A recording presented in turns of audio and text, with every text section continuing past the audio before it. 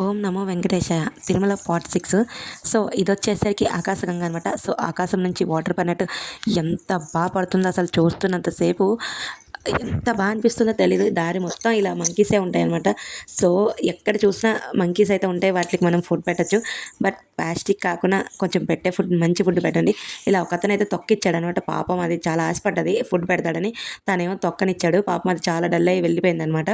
So తర్వాత వచ్చేసరికి water చూసారా మీద నుండి ఎంత చక్కగా వస్తుందో. కింద మాత్రం ఈ వాటర్ మొత్తం కిందన కుప్పలు కుప్పలుగా వస్తుందన్నమాట. సో ఇక్కడ వచ్చేసి అభయాంజనేయ స్వామివారి ఆలయం అయితే ఉంటుంది. దానికి కొంచెం ముందుకు వెళ్తే ఇలా వాటర్ అయితే మనకు కనిపిస్తుంది అనమాట. ఈ వాటర్ని కిందకి దిగడానికి అయితే మార్గం లేదు. సో ఆ కొండ దగ్గరనే, ఆ గుడి దగ్గర కొంచెం ఇలా కిందకైతే వస్తుంది వాటర్. అక్కడే కొంచెం పట్టేసుకోవచ్చు. చాలామంది స్నానాలు కూడా చేసుకున్నారు. కొంతమంది అయితే ఇలా నీళ్ళని నెత్తి మీద ఇలా కొంచెం తాగుతున్నారనమాట. సో నేను కూడా అలానే మా పాప కోసం అయితే కొబ్బరి చెప్పలు